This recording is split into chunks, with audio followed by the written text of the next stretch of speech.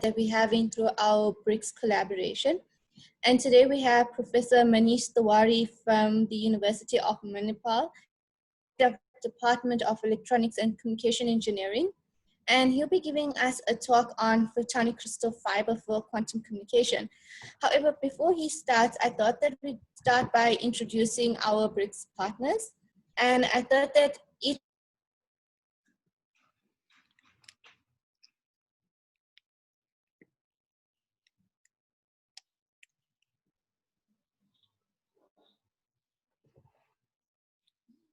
Yazira, we cannot hear you.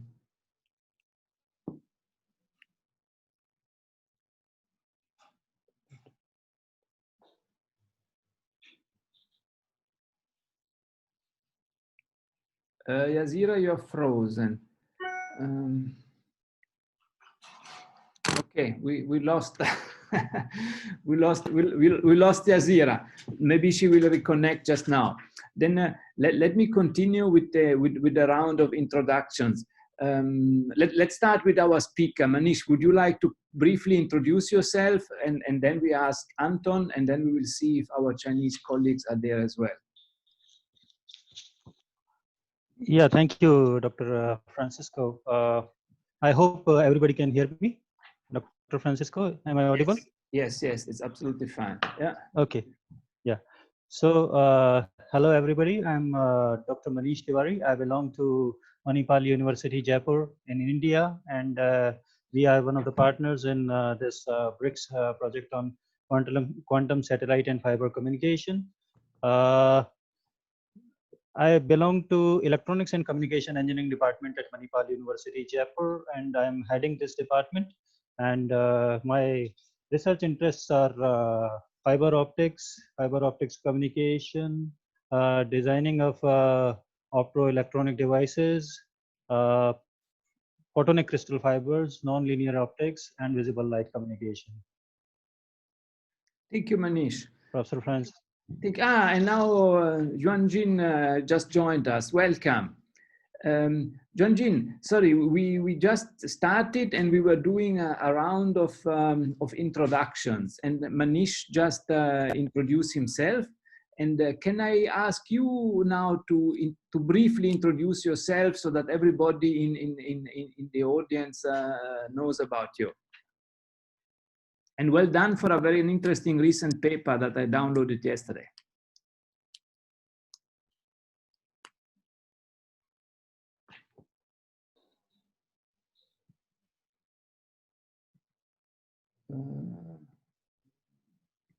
I'm not sure that you can hear us.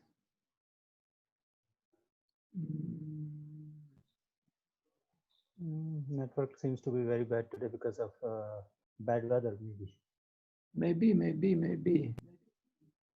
Okay, then maybe let me then introduce myself, because I didn't do it. So my name is Francesco Petruccione. I'm a research chair in quantum information processing and communication at the University of KwaZulu-Natal.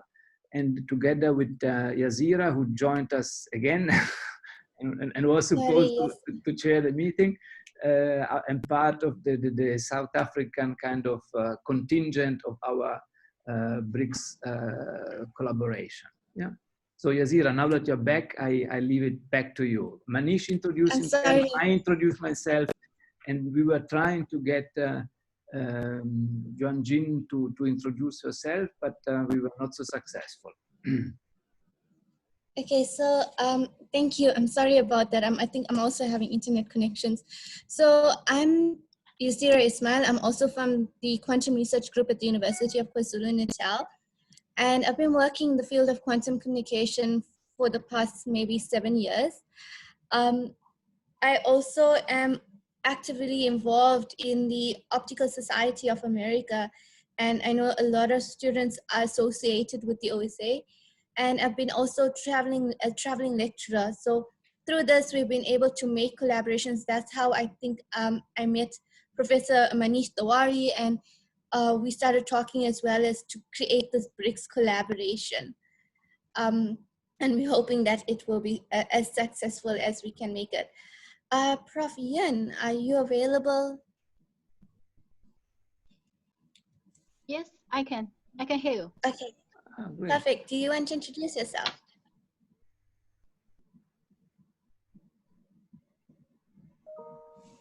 Prof. Yun? Prof. Yun, do you want to introduce yourself? Okay, so I know one of our Chinese partners is Prof. Yun. She works for the Center of Excellence in Quantum Communication at the University of Science and Technology of China. And she's one of the lead researchers that worked on the MISCUS project to launch the satellite in China to do quantum communication with a satellite to ground communication. Prof. Anton Bowden, are you available to introduce yourself?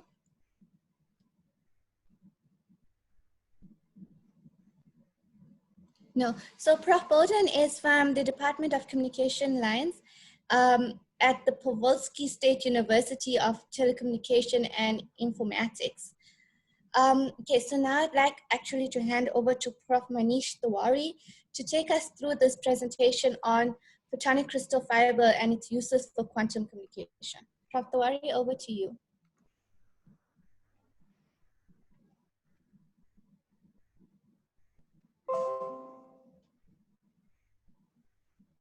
Prof. Thank you, Tiwari? Dr. Yasira. Thank you, Dr. Yasira, and I'm very happy that I'm to give a little introduction about what we are doing and how it is related to project and how it will be important in connecting the two different domains of this project. I think it will be where my expertise or my contribution will be used. So coming to my presentation, I'm sharing my screen. Can you see my screen, Dr. Yasira? Yes, yes. Fine.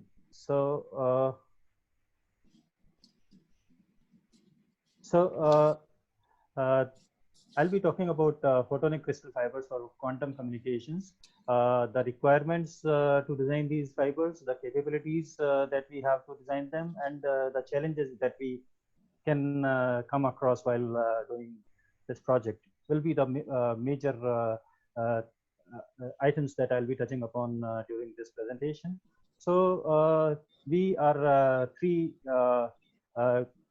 universities or research organizations in India that have joined together to work in this project from India side. I'm Manish Tiwari, as you can see. I'm almost looking the same as in this pic. The second one, the middle one, is Dr. Ghanshyam Singh, who is a professor at Malviya National Institute of Technology at Jaipur. And the third partner is Professor Dr. Manish Mathew. He is a senior scientist in one of the government research institutes. So I take you to what we'll be doing in this project. The main motivation of involving photonic crystal fibers in this project is the identification of orbital ring angular momentum as a fundamental property of beam of light nearly 25 years ago. It has led to an extensive body of research around this topic. Now, that the possibility that single photon can carry OAM has made this degree of freedom an ideal candidate for investigation of complex quantum phenomena and their applications. The research in this direction has ranged from experiments on complex forms of quantum entanglement to interaction between light and quantum states of matter. Furthermore, the use of OAM in quantum information has generated a lot of excitement, and it has allowed it allows us for encoding large amounts of information on single photon. So this is why this photonic crystal fibers is coming in picture, that these photonic crystal fibers, they can offer more flexible design structures to provide unique fiber properties such as controllable nonlinearity, confinement loss, tailorable chromatic dispersion, etc. So these are some of the properties which can support OAM modes, and that's why we are more interested in designing photonic crystal fibers for this project. So first first I'll be talking about photonic crystal fibers. I'll be discussing about them in more details in comparison to other topics which I plan to discuss in this talk. So these photonic crystal fibers, they are a new category of optical waveguides that have air hole capillaries that are arranged in hexagonal lattice throughout the length of the fiber. So you don't worry about the description of this. We'll be discussing this in details with the help of some diagrams and figures also. So the light is guided through a defect introduced by either removing a capillary or creating a larger hole in the center of the periodic structure.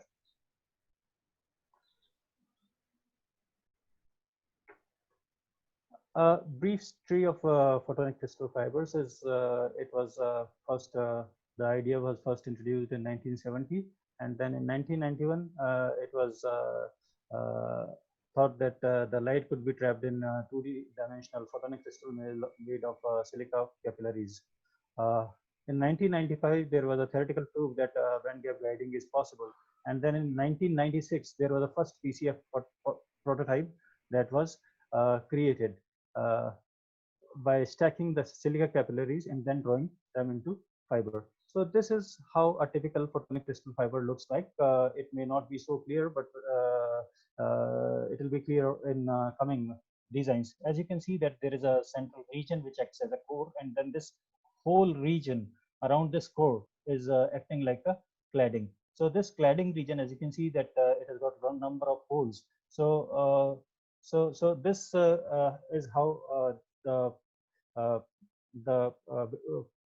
the light wave guidance takes place in the core. That this is solid, so this has a little higher refractive index in comparison to cladding, which has holes. So the effective index is lower in comparison to the refractive index of the core.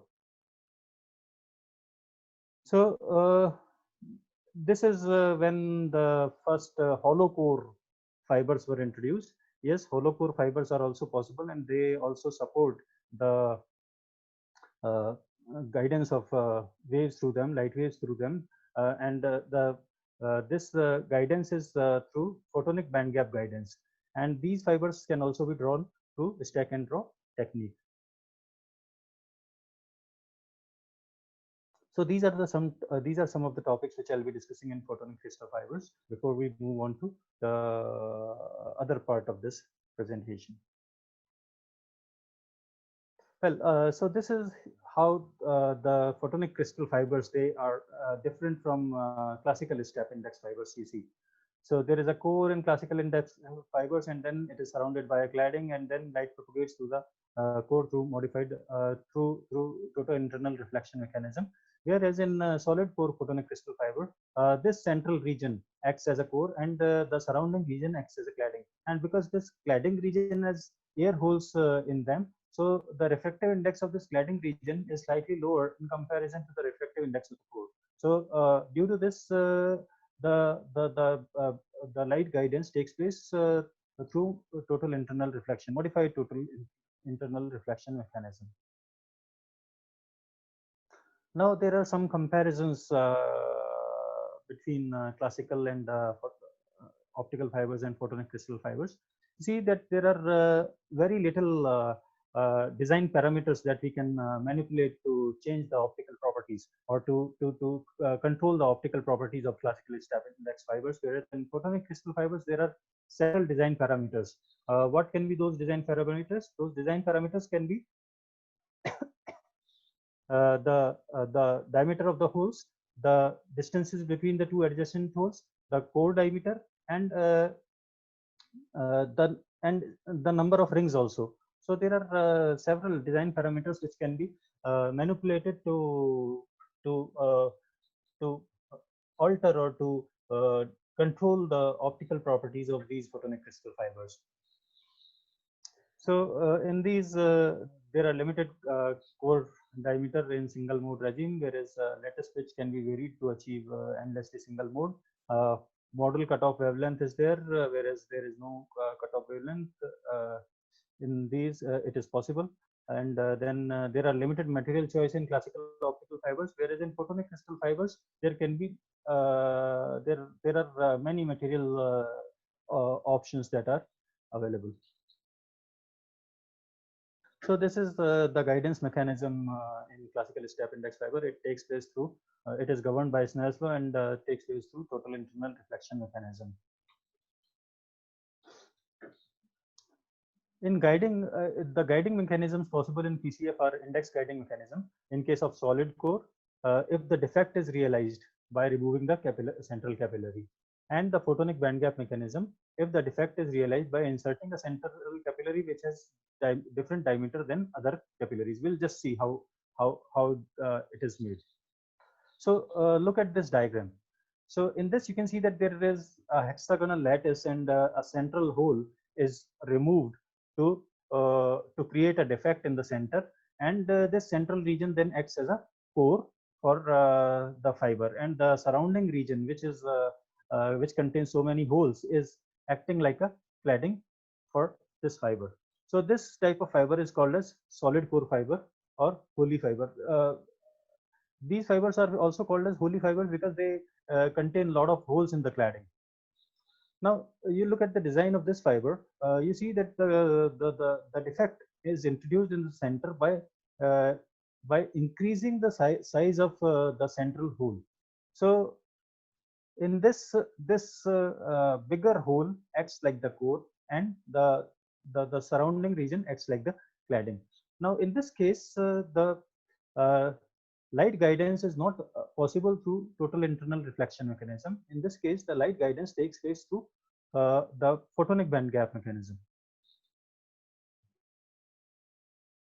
So this is another view of a 3D view of the two fibers. We see that this is a solid core fiber and this is a hollow core fiber. And in case of solid core fiber, the guiding mechanism is modified total internal reflection mechanism, and the defect is realized by removing a central capillary. In photonic band gap fibers, the guiding mechanism is photonic band gap mechanism, and the defect is realized by inserting a central capillary which is a diameter larger than the other surrounding capillaries.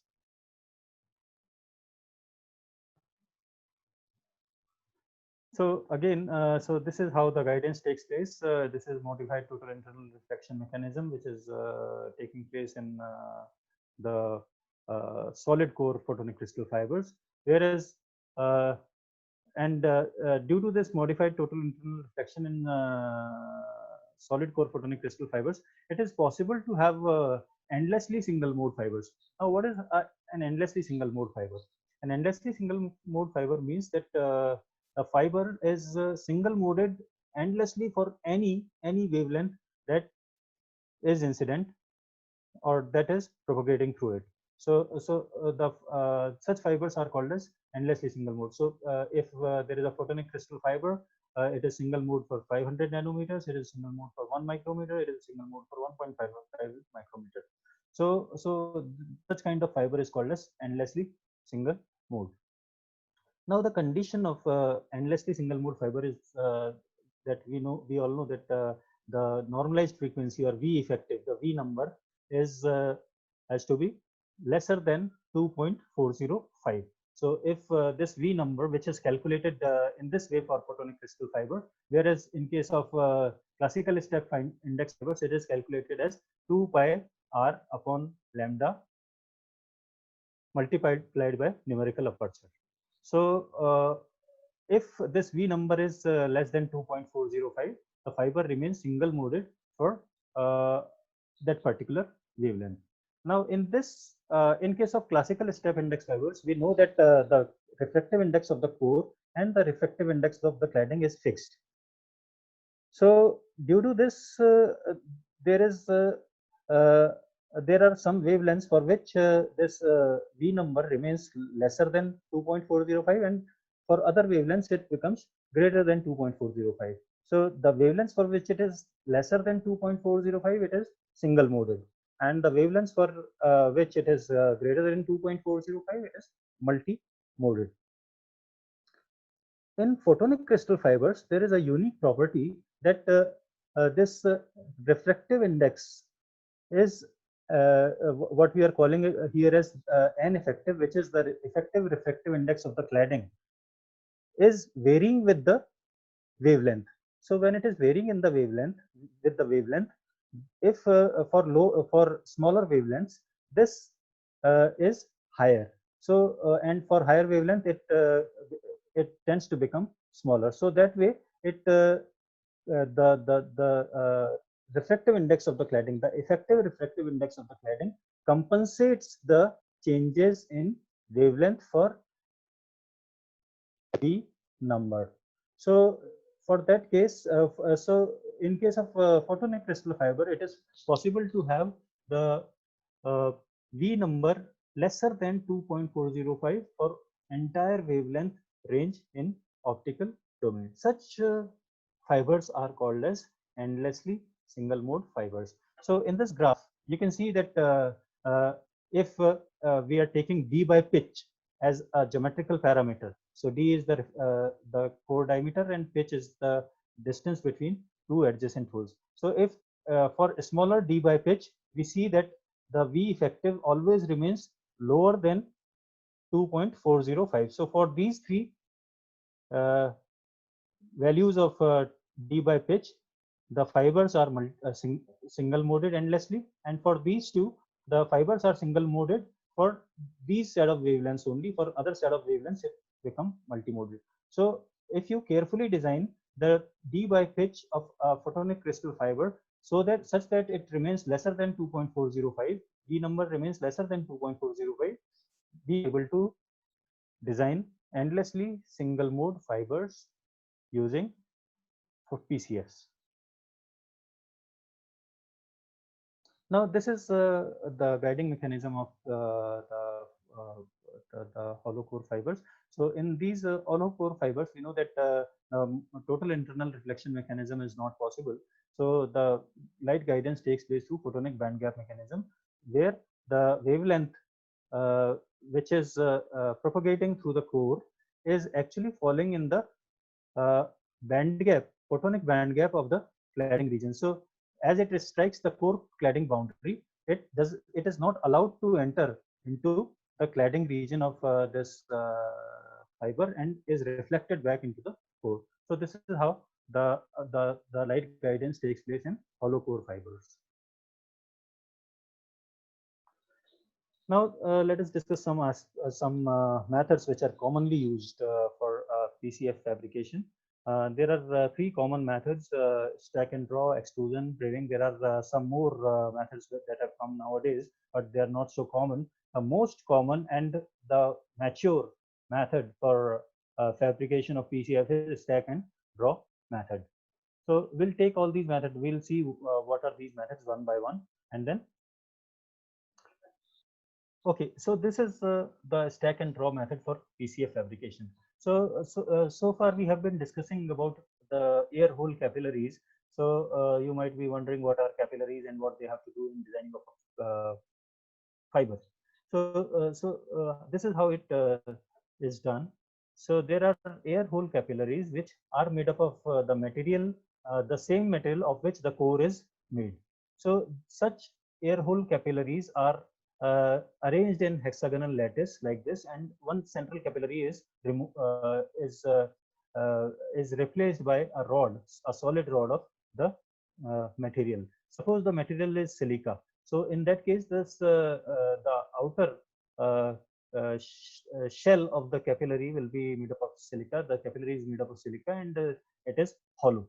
So this is how hollow the holes are realized in the cladding region. Such capillaries are then arranged in hexagonal lattice, and then a preform is made, which is then usually it is of millimeter scale, and it is drawn into fiber subjected to high temperature, so that the micrometer scale fibers can be drawn through it.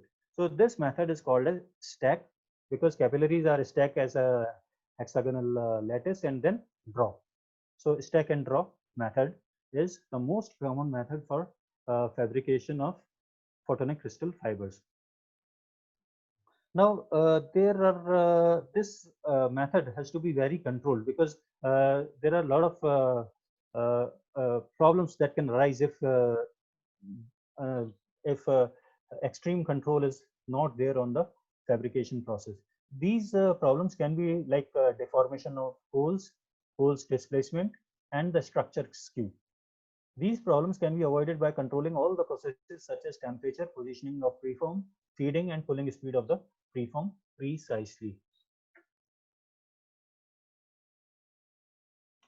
This is another method where there is a die which is made up of which is created of the material which is used for the PCF, and then this die is used to make a preform, and then the preform is again drawn to a drawing tower. This type of method is mainly used for non-silica glasses. That's why there is a huge temperature difference, which you can see in the temperature of the uh, uh, temperature of the furnace, which is to which this fiber is subjected. So mainly soft glasses are used for this kind of fibers. So that's why the temperature is so less. Now there is a third method which is called as drilling, and in this method is also used for soft glasses and polymer microstructure optical fibers. And in this method, the air holes are drilled into the fiber, and there is a precise control which is required to drill the air hole pattern. Any air hole pattern can be drilled into a fiber, whatever we want. So this type of fiber is used to drill almost any kind of air hole pattern in the preform at milliparameter scale, and then again it is drawn.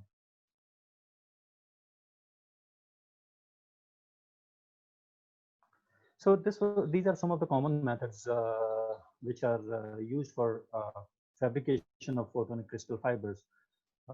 Now we come to properties of photonic crystal fibers that may be of use to us, because as we have already seen that there are some properties which we need to control, and photonic crystal fibers are very flexible, and they give us flexibility to control these optical properties to such an extent, to a great extent, by manipulating the geometrical properties. So these optical properties are loss mechanisms. We know that there are three types of the same loss mechanisms are applying here also, that apply for conventional optical fibers. They are intrinsic loss, confinement loss, and bending loss. Here intrinsic loss depends upon the material that we are using for fabrication of fiber. It may be silica, it may be soft glasses, it may be chalcogenide, it may be telluride, whatever material that we are using. Depending upon that, the intrinsic losses will be there in those fibers. Confinement losses, they are dependent upon the structure of the fiber. So whatever the structure that we are building in the fiber, the microstructure that we are fabricating in the fiber, it governs the confinement loss of the PCF. So this is how confinement losses are created. We find out the N effective, and then the imaginary part of N effective is used to calculate the confinement losses. Similarly, bending losses are also there, and bending losses are calculated in the same way as they are calculated in conventional fibers. So these are some of the losses which can be there. Dispersion is again another important optical property, and photonic crystal fibers offer great flexibility to control this dispersion. So we are already aware of some of these expressions. It is second order and third order dispersion, which is of main concern to us. So the dispersion, the chromatic dispersion, is related to beta 2 as minus 2 pi c upon lambda square into beta 2. So this is also called as chromatic dispersion or group velocity dispersion. So here there can be two dispersions that may be there. One is due to material, depending upon material that we are taking, there will be associated dispersion that is called as material dispersion, and the other one is called as waveguide dispersion, which is due to the structure that we are making into the photonic crystal fiber. Any dispersion which is there due to that structure is called as waveguide dispersion, and the sum of the two, material dispersion and waveguide dispersion, is the chromatic dispersion or total dispersion or group velocity dispersion. So these are some of the expressions that we generally use to find out or calculate the dispersion. So dispersion, as I said, that it is a very important property of a photonic crystal fiber, and it can be controlled very effectively by manipulating the geometrical properties or manipulating the geometrical parameters of the PCF. So, so you can see that this dispersion is dependent on the effective refractive index of the PCF, or the effective refractive index of the cladding of the PCF. And here we see that it is possible to change the D by pitch ratio. D by pitch ratio is also called as fill factor in PCF. So if we vary this fill factor, we see that the dispersion curve can be very easily tailored to our requirement. So whatever dispersion profile we need for a PCF can be easily created by changing the D by pitch ratio or the fill factor of the PCF. So that's why we say that PCFs offer high design flexibility to control the optical properties of a fiber. Similarly, effective area is also very important. It is also related to the spot size as pi W square, where W is the spot size, and it is generally effective area is calculated using this expression. And this effective area is actually important because it is used to calculate the non-linearity of a PCF. So you can see that the non-linearity gamma of the PCF is related to effective area with this expression, where N2 is the effective is the refractive and nonlinear refractive index of the material that we are using to make PCF, and effective area is the effective area of PCF. So nonlinearity is inversely proportional to effective area. So if effective area is decreasing, nonlinearity is increasing. This property is also very important properties, and it is used in many applications of photonic crystal fibers, wherever we need to exploit the nonlinear properties of the PCFs.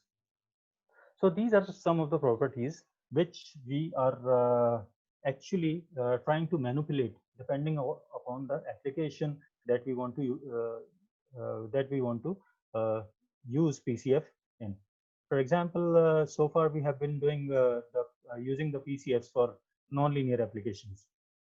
So in nonlinear applications, generally we were targeting a flat dispersion and a high nonlinearity, and low confinement loss is definitely required. So we were trying to optimize the nonlinearity, and at the same time we were also looking at the dispersion profile, that it remains flat enough. So that's why we are employing these photonic crystal fibers here, because if we are aware that these are the kind of optical properties which we need for our application, then based upon those optical properties, we can start designing our photonic crystal fibers, so that our photonic crystal fibers meet the expectation of the application where we are thinking of using them.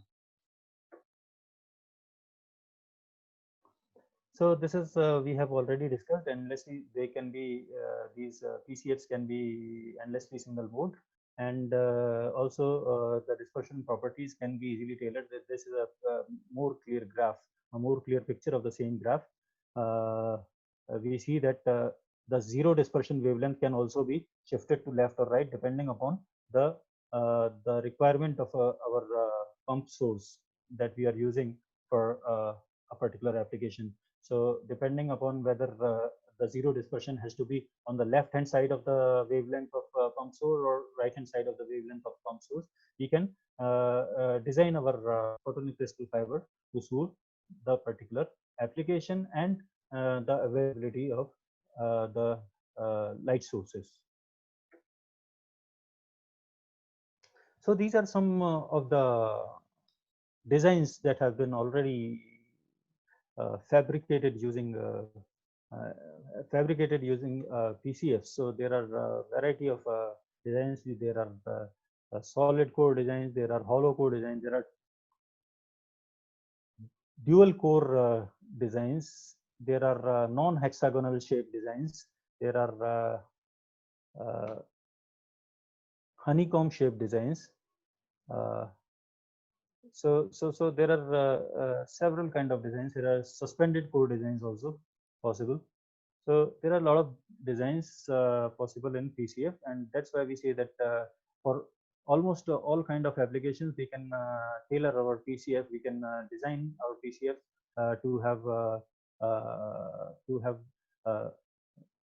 desired properties suiting a particular application.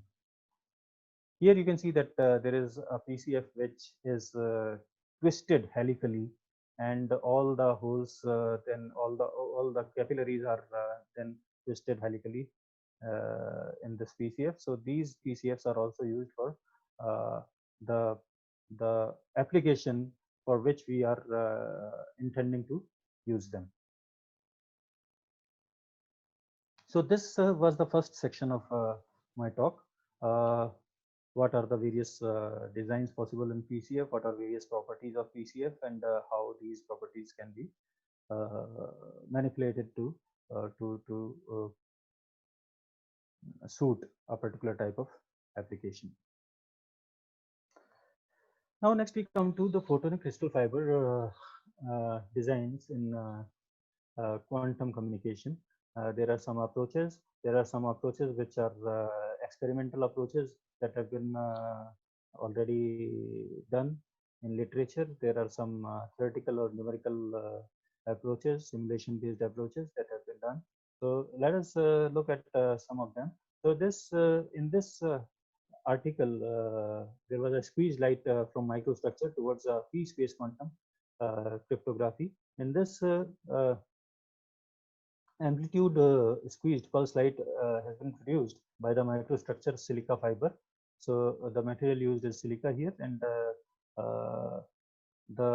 a quantum key distribution scheme based on squeezed light from such a microstructure fiber was also proposed. So this was an experimental work, and in this 1 micrometer of a microstructured fiber was taken, and all experimental setup and their specifications are given in this paper to see the to make this paper more informative from learning point of view, and how this can be done. This can be done for quantum communication or quantum key distribution scheme can be done in this way. So this is one paper where PCFs have been used in for quantum communication.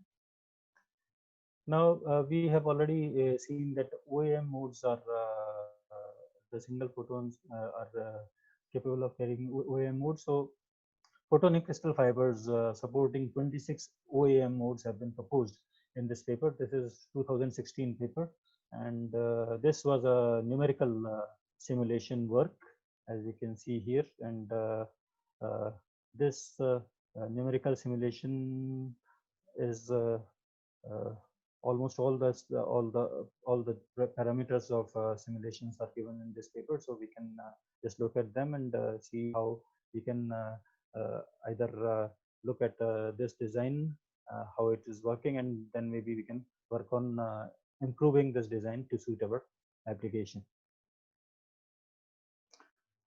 This is another paper, Dr. Yasira, you shared this paper with me in 2018 when we started thinking about this collaboration.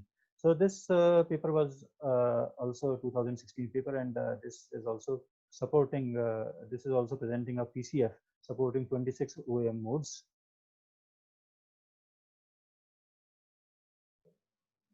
So we can also look at this paper, and yes, this is also a numerical simulation of a photonic crystal fiber.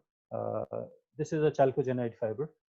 In this orbital angular momentum modes up to 26 have been demonstrated numerically.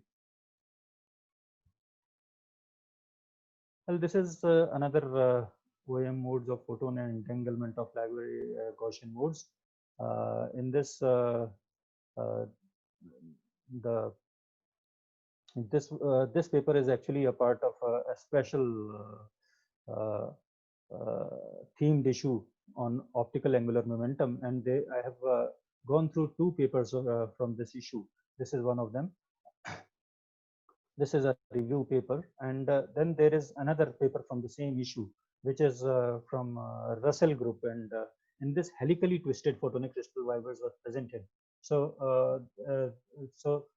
again, if I talk of the design which I discussed last in various photonic crystal fiber structures part of my talk. So this is the helically twisted photonic crystal fibers. They were actually demonstrated. This is also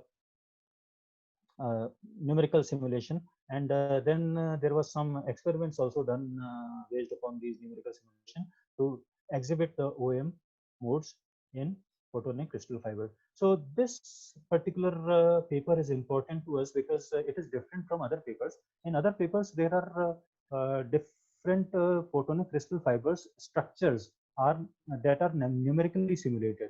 So in those numerically simulated, the fiber structures that have been taken are not existing as a standard of the shelf device, the PCF manufacturers. They are the designed PCFs, and they still are to be fabricated and tested experimentally. Whereas in this paper, the photonic crystal fiber that has been twisted helically is a common hexagonal lattice based fiber. So such kind of fibers are available as off-the-shelf PCFs with the PCF manufacturers, and then if suppose somewhere we have we come across a challenge of getting our fibers fabricated, then as a standard off-the-shelf device also we can take these photonic crystal fibers and do the experiments by helically twisting them and see the OM modes propagation through such fibers. So that's why this type of this paper is important and different from other papers. Now I come to some PCF manufacturers and sources that are there globally. This Mitsubishi Cable Industries is having some photonic crystal fibers that are prefabricated, and they are selling them as off-the-shelf devices. And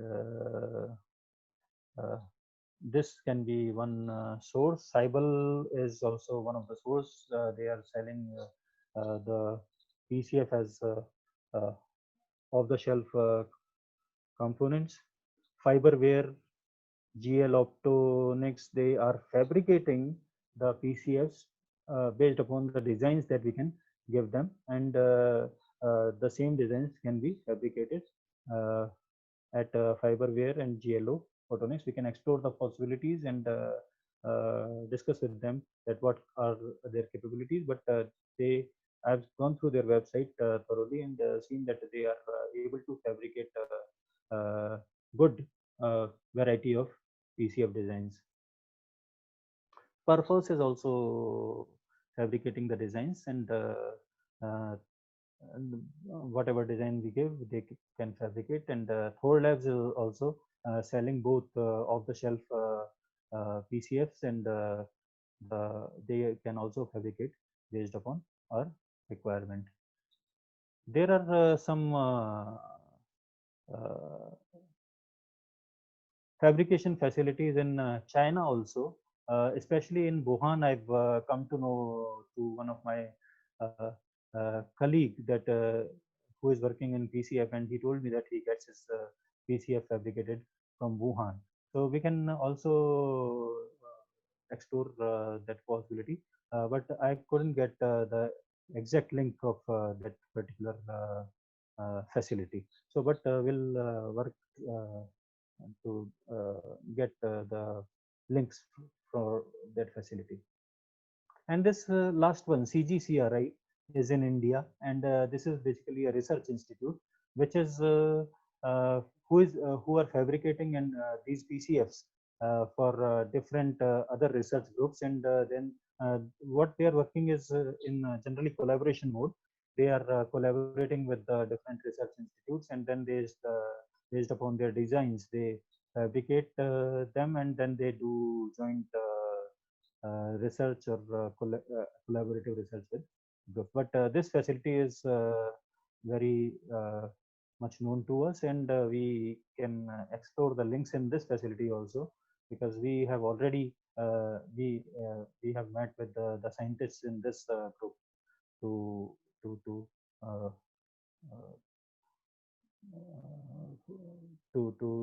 see what facilities that they have. So the design requirements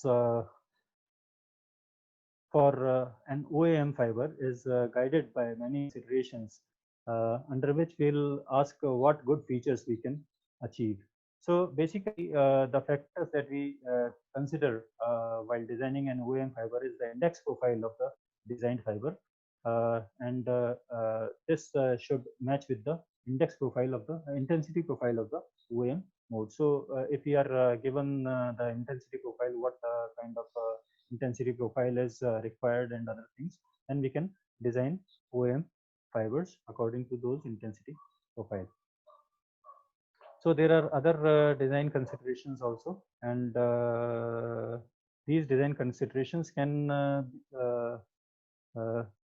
are fairly achievable, because there are a lot of design flexibilities that are available to us as far as PCFs are concerned. So PCF, the last one is also important. The PCF, the OM modes excited in designed OM fibers should possess good transmission features such as low confinement loss, flat dispersion, and large effective mode area, and low nonlinear coefficient within larger wavelength range, at least covering C or L bands. So these are some of the properties, optical properties, that we are already tuning for various other applications of PCFs that we have been doing. So earlier we were targeting low confinement loss and flat dispersion, but we were since we were targeting higher nonlinear coefficient, so we were looking at lower effective mode area. But that's not a problem. We are equally good at designing the nonlinear coefficient, the low nonlinear coefficient PCFs also. So most of the software tools that are required for designing these photonic crystal fibers are available to us. We have almost all the software tools that can be there. Some of them are with us, some of them are at with our partner institution, to which Dr. Ghanshyam Singh belongs. So we have those capacities and facilities with us. So I think that's all from my side. If there is anything you wish to discuss, please feel free to ask me. Thank you, Prof. Tewari, for a very interesting and informative talk on the design and fabrication of photonic crystal fibers. Now I'd like to open to question and answers. So as there's not many of us, we could, either you could raise your hand and I can allow you to talk. Alternatively, you can post your questions in the Q&A and we'll be able to address it.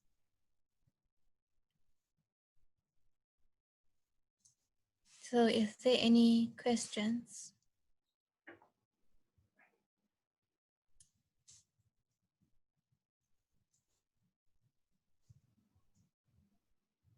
Okay, so all you have to do is just raise your hand.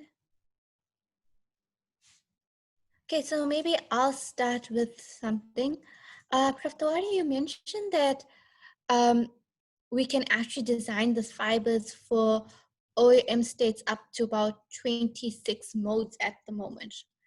Have you seen any of the literature to look at entanglement in those photonic crystal fibers? Yes, there are some papers which, yes, there were some papers in which entanglement was also discussed, but I was targeting this for OEM modes specifically, so I included that literature only in this talk. Yeah, and it would be very interesting to see how we can actually generate entanglement in photonic crystal fibers and then test that in a fiber network. Yeah. Are there any more questions? Okay, I don't think there's any questions going forward. I don't see any attendees or Q&As. So with that, I'd like to say thank you to Prof. Tawari again for giving us this very informative talk. And I'm sure that if there are any questions, I see Prof. Tawari has his email address on the screen, and I'm sure he'll be happy to take questions via email. And hopefully this allows us to open more avenues for discussions and collaborations within the groups involved in the project. So thank you again for all the attendees for attending this webinar. As I said, this is the start of our BRICS webinars, and we're hoping to have a webinar every month. And thank you again for joining us, and we wish you all the best. Bye. Thank you, Dr. Thank you. Thank you very much.